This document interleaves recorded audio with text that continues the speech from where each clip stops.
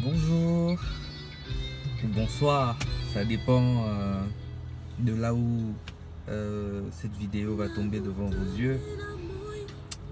J'espère que vous allez bien, j'espère que dans vos foyers, dans vos entreprises, tout se passe bien. En tout cas, je l'espère pour vous. Moi ça va, Dieu ne cesse de me faire grâce, tout se passe bien. Aujourd'hui c'est le 14 juillet et il est 6h49. Et je me disais que nous pouvions passer quelques instants ensemble afin de développer sur la parole de Dieu comme à l'accoutumée. Alors ce matin, je voulais que nous puissions partager sur Matthieu 26, 41. La parole de Dieu dit ceci: Veuillez et priez afin que vous ne tombiez pas dans la tentation. L'esprit est bien disposé, mais la chair est faible. Alors par cette parole,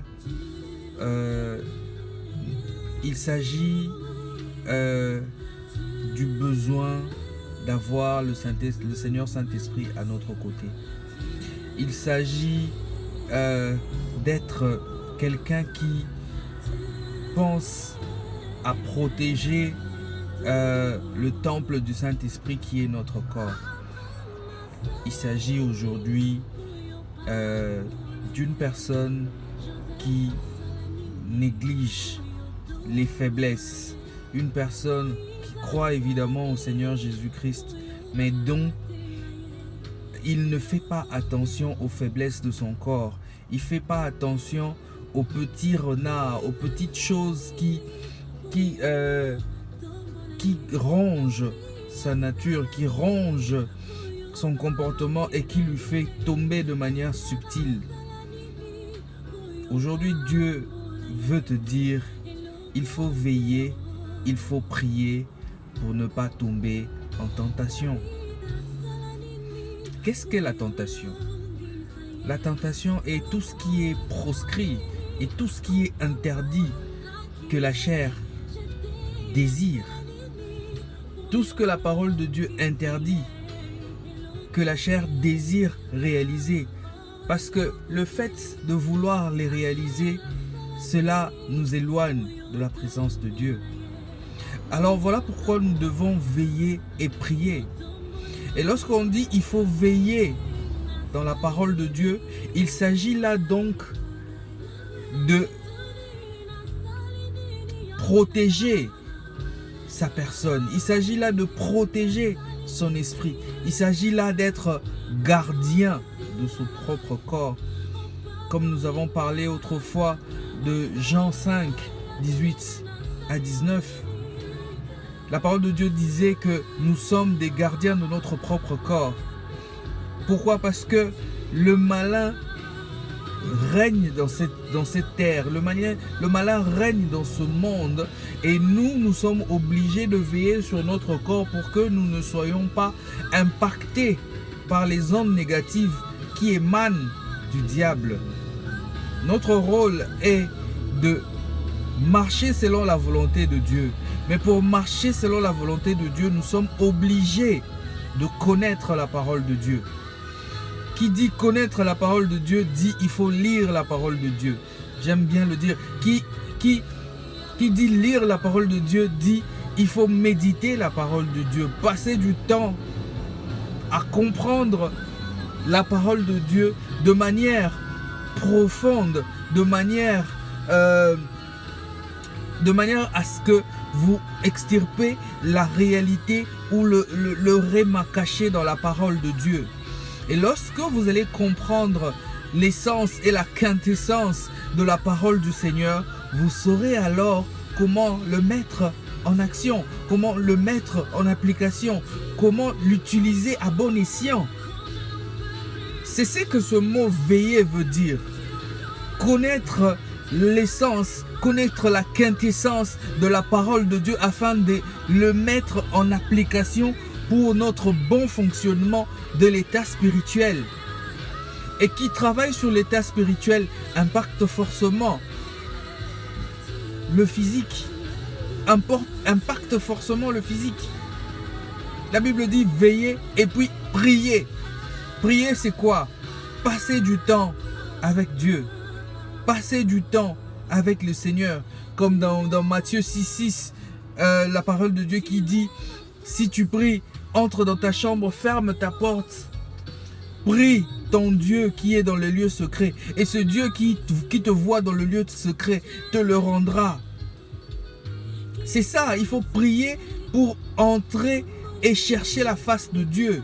Quand vous passez des moments forts, intenses avec Dieu, quand vous passez des moments de prière avec le Seigneur Saint-Esprit, vous ne serez pas affecté par tout ce qui entoure ce monde. Voilà pourquoi dans Colossiens on dit « Affectionnez-vous aux choses d'en haut ». Nous devons créer des barrières, des garde-fous pour que nous puissions ne pas tomber en tentation. Si par exemple tu vois que le fait d'écouter la musique mondaine te fait trébucher, mon frère, arrête.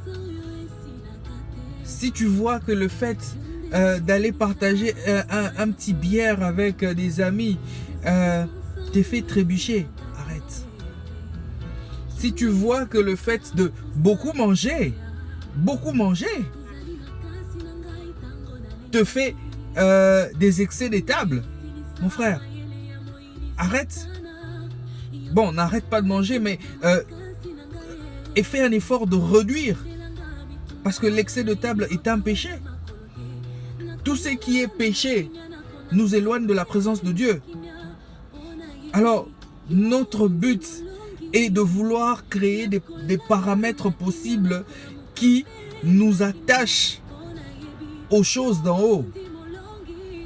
Écoute des chansons chrétiennes, lis la parole de Dieu dans la télé, que tout ce que tu regardes, tu les sélectionnes pour que cela n'impacte pas ton moral, que cela n'impacte pas ton esprit, que cela ne souille pas ton esprit. Si tu vois que tu as des faiblesses pour regarder des films X par exemple, demande au Seigneur Saint-Esprit de t'aider à arrêter.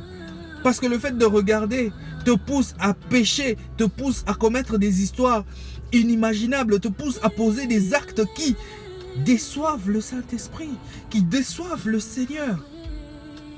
Alors c'est pas pour rien que la Bible dit veillez et priez.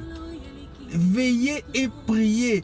Donc connaître la parole de Dieu, l'utiliser à bon escient et puis chercher la face de Dieu, entrer dans la profondeur avec Dieu et s'affectionner aux choses d'en haut. Et ces choses-là nous garantissent la protection, nous garantissent contre les attaques du malin. La partie B dit l'esprit est bien disposé mais la chair est faible. L'esprit est bien, donc notre esprit est bien disposé. Comme j'avais dit dans 1 Jean 15, dans 1 Jean 5, 19, la parole de Dieu dit nous sommes des dieux, mais ce monde est sous la puissance du malin, du diable. Bien que nous sommes des dieux, bien que le fait d'avoir accepté Jésus-Christ dans notre vie nous fait des êtres à part, nous fait des êtres différents, mais tant que nous avons cette chair, tant que nous avons cette peau, tant que nous avons tant que nous vivons ici sur terre, nous sommes sujets à des attaques du diable. Nous sommes sujets à des attaques du diable. Alors nous devons créer des paramètres possibles qui